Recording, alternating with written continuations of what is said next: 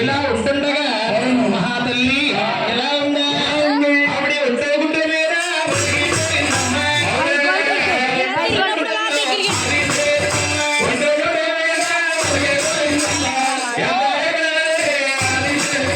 వంటగుడ్డు పట్టుకొని అరిగిపోతుంది తెల్లు వేడిన గుడ్డు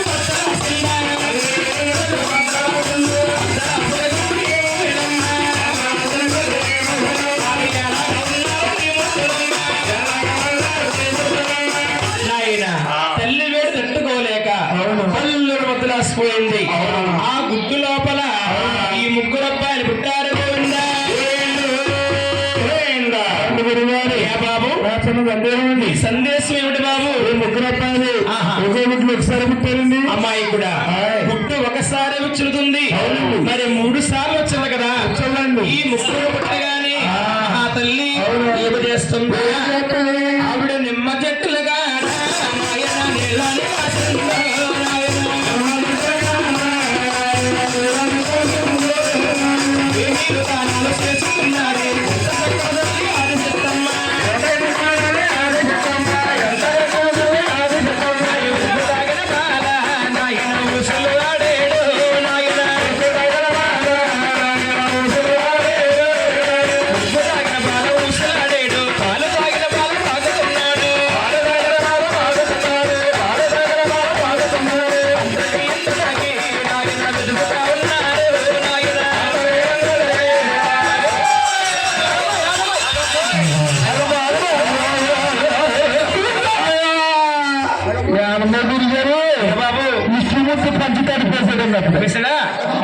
ఎలా వచ్చిన బాబు? అదిగో మహాతల్లి ఈ ముగ్గురిని కూడా అంతా వింత 12,000 బాలాకుమారులు చేసింది. ఈ ముగ్గురు త్రిమూర్తులు ముందుగా కలియోగం ప్రదర్శిస్తుంది. కలియోగములో మానవులందరూ ముగ్గురుని దేవుళ్ళని పూజించాలి. పెద్దవాడిని పిలుస్తుంది బాబు. ఈ భూలోకములో కలియోగమందున నీ పేరు బ్రహ్మదేవుడు. బాబు నీ పేరేమిటయ్యా? పిల్లి బొమ్మదేవుడు. పిల్లి బొమ్మదేవుడా? ఇంటి పిల్ల పిల్లి బొమ్మదేవుడు అంటే బొమ్మ కదే బ్రహ్మ. అమ్మదేవుడు. ఎవరమ్మదేవుడు?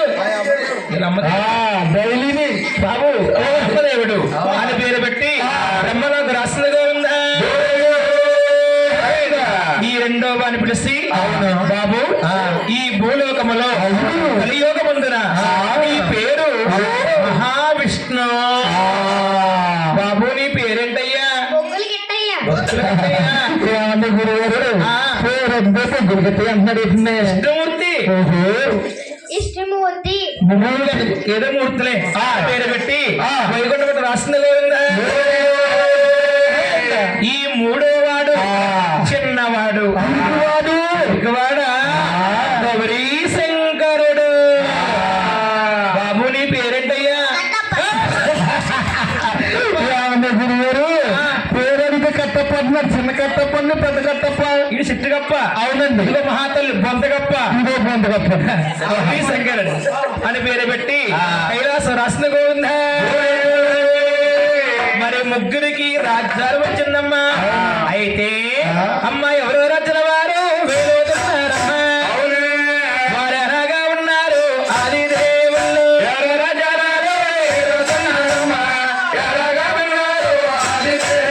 ఎవరు రాజ్యాలు వారు?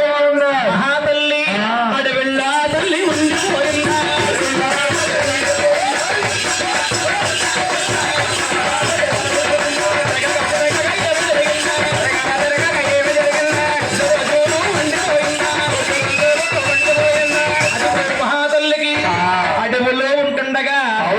ఆకలి పుట్టుకొచ్చిందమ్మా. అడవులో భోంచేదాకా ఏముంటాయి? ఎన్ని పళ్ళు తిన్నా గాని మహాతల్లికి ఆకలి బాధ తినడం లేదు. నా ఆకలి బాధను ఇలా తీర్చుకోను. కొన్ని కారణాల వల్ల అడవంతా గ్రహిస్తుంది. ఈ కన్యయోగం పెరగడానికి అడవులో వృక్షం పుట్టింది. ఆ వృక్షానికి పండును చూసి అలా అభినందించగా ఉందా? ఆ పండుని భోంచేయగానే ఆ తల్లికి ఆ సమయంలో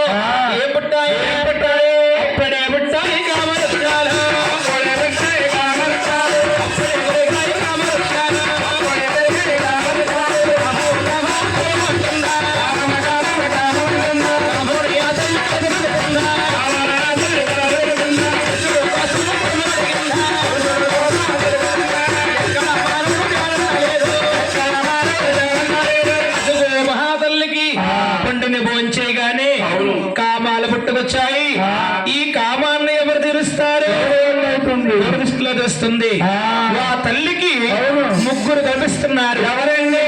బ్రహ్మదేవుడు చూడండి, కంగారుగా ఉన్నాడు. ఏమంటున్నాడు? ఎస్ సార్, కూర్చోండి సార్. ఆహా, మహావిష్ణు ఆయన చూడండి కొంచెం కంగారుగా ఉన్నాడు. ఏమంటున్నాడు? ఆయనండి good morning. Good morning madam. Teacher ఒక శబ్దం. కూర్చో కూర్చో. గౌరీ శంకరుడు ఆయన ఎప్పుడెప్పుడు అంటే చూస్తున్నాడండి. Good night. Good night. Good night. కూర్చో కూర్చో. బాబా బట్టలు బాగాలేదు. కామాన్ని తీరుస్తారు, నన్ను పొందుతారు అని మహాతల్లి ముందుగా బ్రహ్మలోక వెళుతుంది. ఆడేటి పాడేటి ఓ బాబా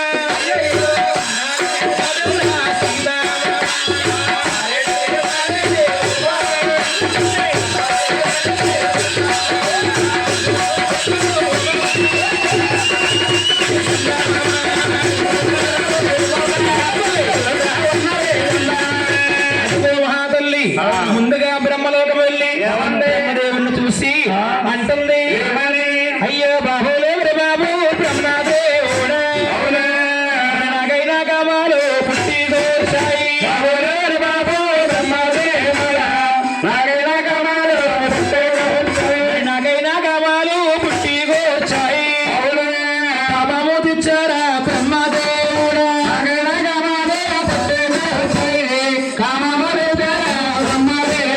బ్రహ్మదేవ పుట్టింది, నా కామాన్ని తీర్చు, నన్ను పొందవయ్యా అనగానే బ్రహ్మదేవుడు చూడండి రెండు చెవులు మూసుకుంటున్నాడు. ఏమి కనీ పెంచిన కన్నా తల్లి నన్ను కామం తీర్చమంటుందా? అమ్మా తల్లి తప్పమ్మా నా తల్లి, వద్దమ్మా తల్లి. రామ రామ పెద్దవాడే ఆదిశేషమై తప్పమ్మా తల్లి, వద్దమ్మా తల్లి. ఎంతవాడే ఆదిశేషమై నీ గర్భవాసాన్ని నేను పుట్టేనమ్మా. అదుగో పుట్టేను నా తల్లి భూలోకమందు.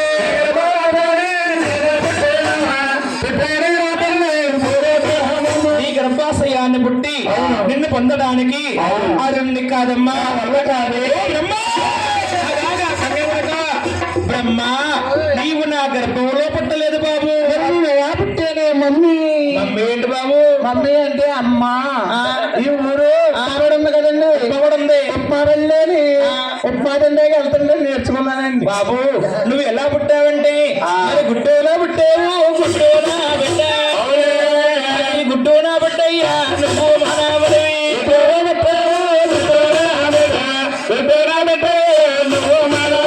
బ్రహ్మదేవ నీవు గుడ్డు లోపల పుట్టావు అంటే గుడ్డును సృష్టించాను, ఆ గుడ్డు నాకు బిడ్డ అయ్యింది. ఆ బిడ్డ లోపల పుట్టా కాబట్టి బ్రహ్మ మామకి మన వారికి పుట్టులు.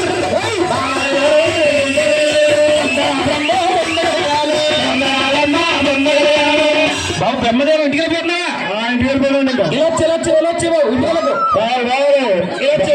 బాబు సామాన్ వచ్చేయమ్మా. ఇలా వచ్చావు మా ఊళ్ళో ఉన్నది అక్కడ తప్పిపోతారు. ఇలా తెచ్చే. అయ్యో నువ్వు చూస్తారు సత్యవా, నీకు అమ్మమా నేను తీర్చను.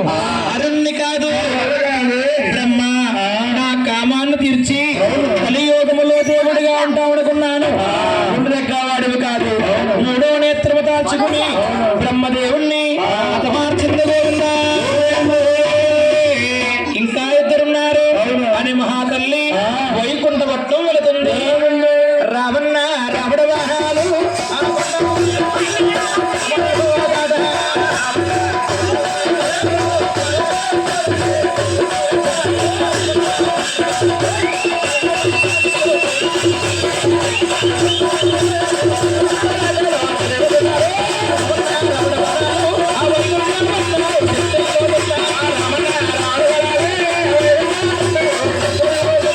అదుగో మహాతల్లి వైకుంఠపట్నం వెళ్ళి మహావిష్ణాన్ని చూసి బాబు లేరు బాబు ఆ విష్ణు మూర్తి నాకైనా కావాలి పుట్టి వచ్చాయి. బాబు లేరు బాబు నాకైనా కావాలి పుట్టి వచ్చాయి. బాబు తెచ్చారా అది దేవుడా,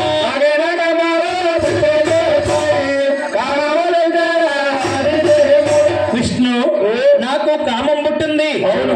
కామాన్ని తీర్చు నన్ను పొందవయ్యా అనగానే మహావిష్ణుడు నుండి రెండు సవులు వేసుకుంటున్నాడు గోవిందా. ఏమి కనీ పెంచిన కన్నా తల్లి నన్ను కామం తీర్చమంటుందా? అమ్మా తల్లి తప్పమ్మా నా తల్లి తగదమ్మా తల్లి నీవెంత మాట్లాడేవే ఆది శ్రేష్టమ్మా అమ్మా నా తల్లి ఎంత మాట్లాడే ఆది శ్రేష్టమ్మా ముందుగా కలియోగం పుట్టాడుస్తుందమ్మా కలియోగమంతా నన్ను కూడా తారు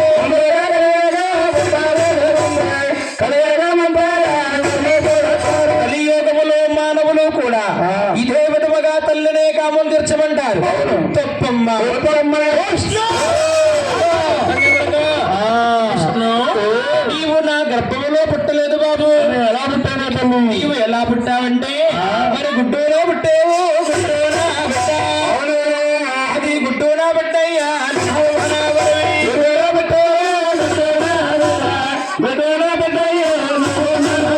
విష్ణు, నీవు గుడ్డు లోపల పుట్టావు అంటే గుడ్డు సృష్టించాను. ఆ గుడ్డు నాకు బిడ్డయింది.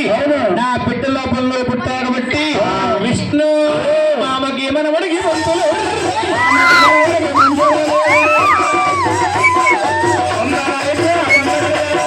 విష్ణు సేట్ కుక్కలు వచ్చి కుక్కలు ఉంటాయి. రావాలమ్మా రావాలి బాబు ఊరి తీసుకుని పరిగెత్తలే. అయ్యయ్యో నీవు చూస్తాను సిద్ధవా? నీ కమవా నేను తీర్చను. అరుణ్ణి కాదు విష్ణు నా కామాన్ని తీర్చి కలియోగములో దేవుడిగా ఉంటావనుకున్నాను. ఇంతగా వాడివి కాదు.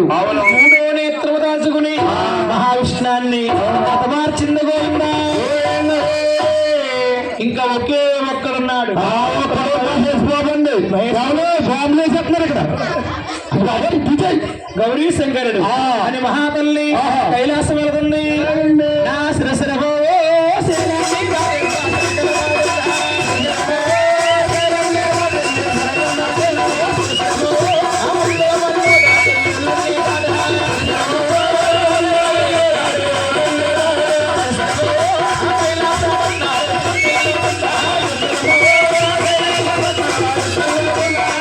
మహాతల్లి కైలాసం వెళ్ళి గౌరీ శంకరుని చూసి అంటుంది, అయ్యా బాబు లేవరు బాబు ఆది శంకర మరి నాకైనా కావాలి వచ్చాయి.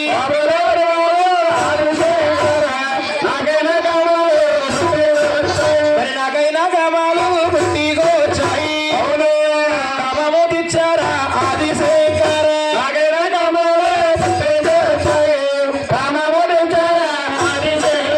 శంకర నాకు కామం పుట్టింది. నా కామాన్ని తీర్చు నన్ను పొందవయ్యా అనగానే శంకరుడు చూడండి రెండు సవులు మోసుకుంటున్నాడు. ఏమి కనీ పెంచిన కన్నా తల్లి నన్ను కామం తీర్చమంటుందా? అమ్మా తల్లి తప్పమ్మా నా తల్లి వద్దమ్మా తల్లి రామ రామ ఎంత మాట్లాడే ఆది శ్రేష్టమ్మ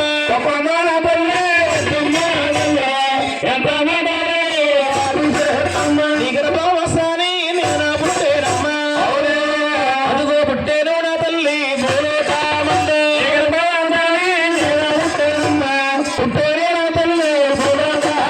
నీ గర్భాశయాన్ని పుట్టి నిన్ను పొందడానికి అరుణ్ణి కాదమ్మా.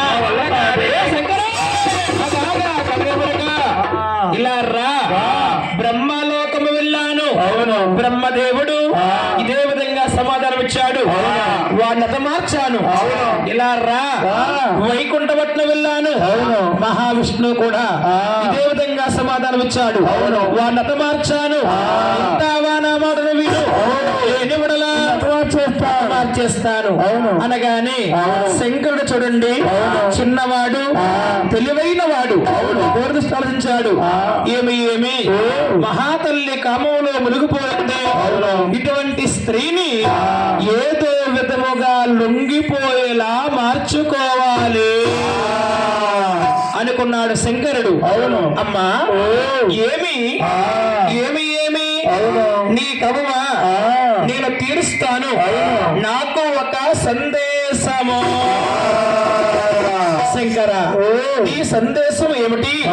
నీకేమి కావాలి? ఏం చేస్తాను మహాతల్లి? శంకరుడు ఏమడుగుతున్నాడు? ఏమడిగాడండి? శ్రీ సోలము, శంఖము, కత్తి, కమండలము, విభూది, మూడక నేత్రము నాకు ఇస్తాను అంటే సామాను తీరుస్తాను. నిన్ను పొందుతాను అనగానే మహాతల్లి కామములో మునిగిపోయి శంకరుడు ఏమడుగుతున్నాడు? ఏమిస్తుందో ఆనుకోలేకుండా ఉంటున్న వస్తువులన్నీ కూడా శంకరుడికి దారవేస్తుంది.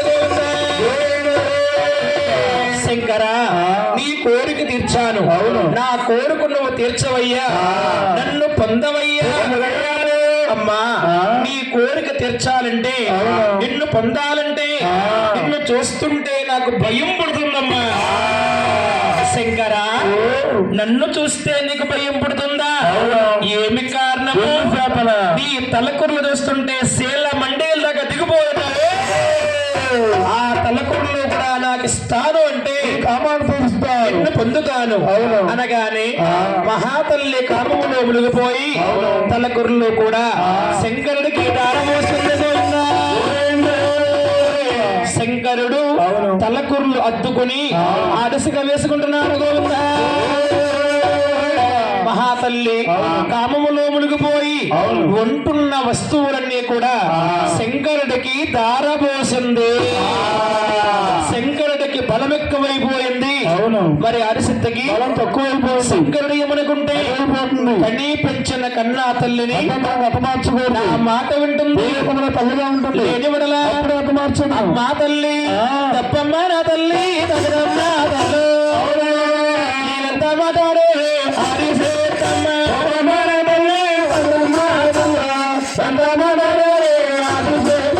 ముందుగా కలియోగం పుట్టాడు సుందమ్మ, కలియోగమంతాట నన్ను పునాదాడే.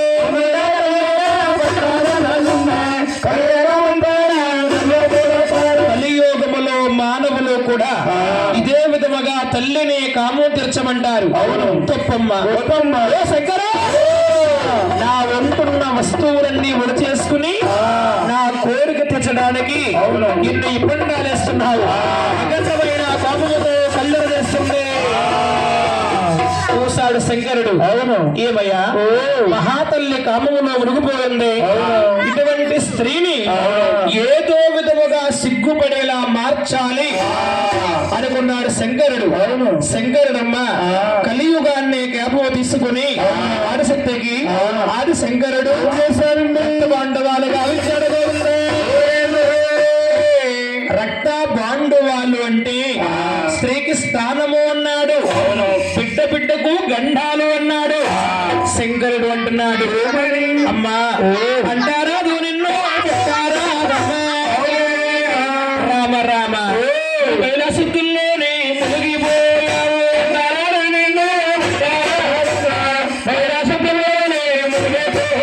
నిన్నంటుకోకూడదు, నిన్ను ముట్టుకోకూడదు. నిన్నంటుకోవాలంటే సంద్రాలు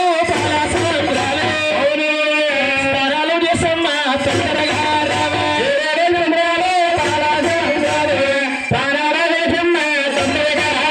గంగస్థలం చేసి వస్తాను అంటే కామాలు తీస్తాను, నిన్ను పొందుతాను అనగానే మహాతల్లి గంగస్థలం వెళుతుంది. కొండలే దాటింది కడవల్ల మాట,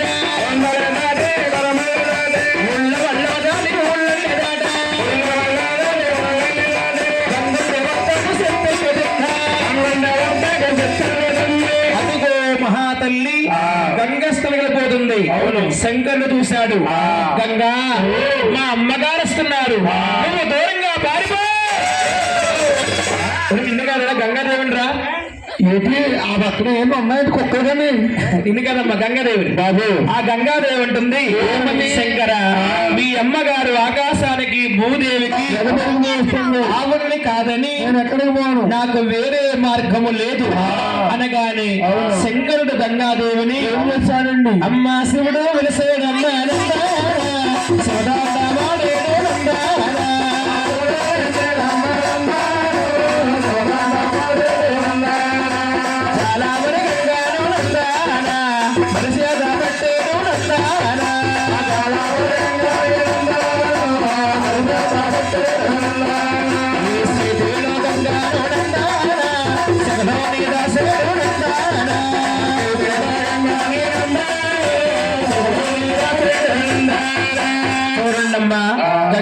ఏమిటండి అవును. శిఖలో బంధిస్తామేమిటి అనుకోవచ్చమ్మా. అవును. గంగా అంటే ఒక బొమ్మ, అవును. ఒక స్త్రీ. శంకరుడు గంగాదేవిని అవును. శిఖలో బంధించాడు. మహాతల్లి అవును. శిఖ లోపల ఉండి అంటుంది, శంకర మీ అమ్మగారును కాదన్నావు, అవును. శిఖలో బంధించేశావు. ఈ శిఖ నాకు సాగటం లేదు, అవును. నాకు ఉక్కిరి బిక్కిరైపోతుంది, నాకు వేరే మార్గము కావాలి అనగానే అవును. ఈ శిఖలోంచమ్మ ఒక దారకన్ను చాడదేవత శంకరుడు ఒరిజినల్ విగ్రహము ఉంటుందండి మహాతల్లికి. అవును. ఎక్కడికి వెళ్ళినా ముచ్చట్లు లేదు. అవును. అడవులో కోనేరు గాయించాడు. ఆ కోనేట్లో నీళ్లు పెంచాడు, నీటిలో స్నానము చేస్తుందా ఆ తల్లి. నాకు నీళ్లు శుద్ధి కోసమని మురుకు నీటిలో స్నానము చేసి ఆవిడ కొండలే దాటింది, కరమల్ల దాటి ఉళ్ళ వల్ల దాటి ఊళ్ళన్ని దాట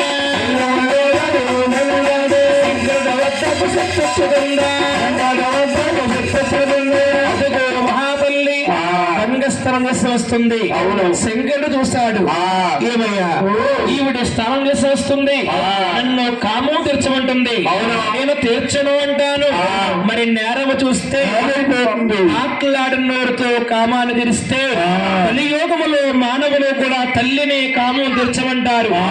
పేరున్న జీవనానికి సాటి కాదు. పచ్చిది స్త్రీ భూలోకములో ఉంటే ఈ భూలోకమంతా కూడా ఇదే విధముగా అల్ల కొల్లుగా అతమారిపోతుంది. ఇటువంటి స్త్రీని మార్చాలి. శంకరుడు అఖండమైన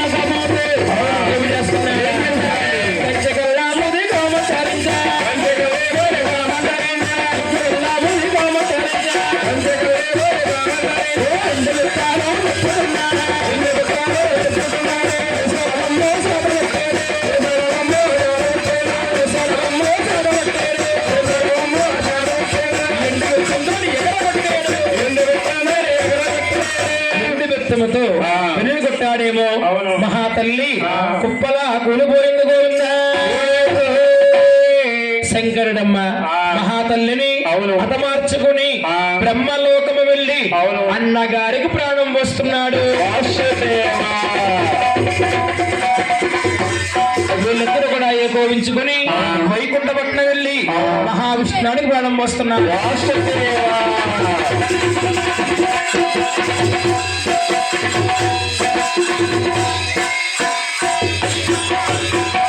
ఈ ముగ్గురు కూడా మహాతల్లి ఉండే బూడి దగ్గరకు వచ్చారు. శంకరుడు అంటున్నాడు, అన్నా బ్రహ్మదేవ, అమ్మగారు నా వద్దకు వచ్చింది, నన్ను కాము తీర్చమని ఆవిడ వంటున్న వస్తువులన్నీ కూడా తీసుకుని అర్థాంతగత మార్చేశాను. ఇప్పుడు ఏమి చేస్తే బాగుండదన్నయ్యా అన్నాడు శంకరుడు. బ్రహ్మ అంటున్నాడు, శంకర